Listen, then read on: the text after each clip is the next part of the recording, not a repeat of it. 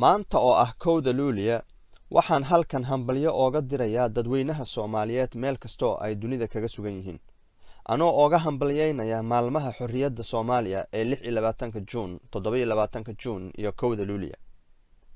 waxaana xusuus mudan in xorriyadda dhiig loo huray kadib dagaalo badan oo lala galay gumaystayaashii kala duwanaa waxaa xusuus gaara mudan dagaaladii lala galay boqortooyooyinkii Abyssinia dagaaladii Boortaqiiska dagaaladii iska caabinta gumaystayaashii kala duwanaa ee ay ugu dambeeyeen Ingiriiska Talyaaniga iyo Faransiiska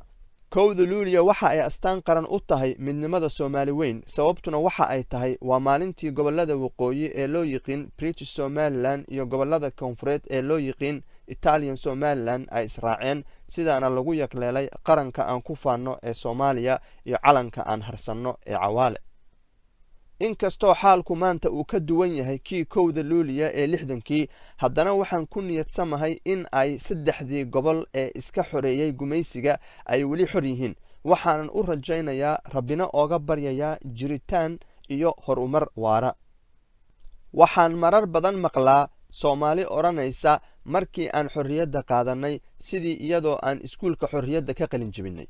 waxaan marar badan maqlaa Soomaali oranaysa markii uu gumaystuhu naga baxay sidii iyadoo uu gumaystuhu iskii u baxay waxaan marar badan maqlaa Soomaali oranaysa markii xorriyadda nala siiyay sidii iyadoo uu gumaystuhu hadiyad noo siiyay xorriyaddu iskuul loogama soo qalin jabin hadiyadna nalooma siinin gumaystuhuna iskii uma bixin ee rag iyo dumar Soomaaliyeed ayaa dhiigooda u huray inta dhiigooda iyo maalkooda hurtay waxaan Rabbi ooga baryayaa naxariis iyo janno ugu dambeyntii waxaan Soomaali weyn u rajaynayaa guul iyo gobonnimo iyo dal barwaaqo sooran ah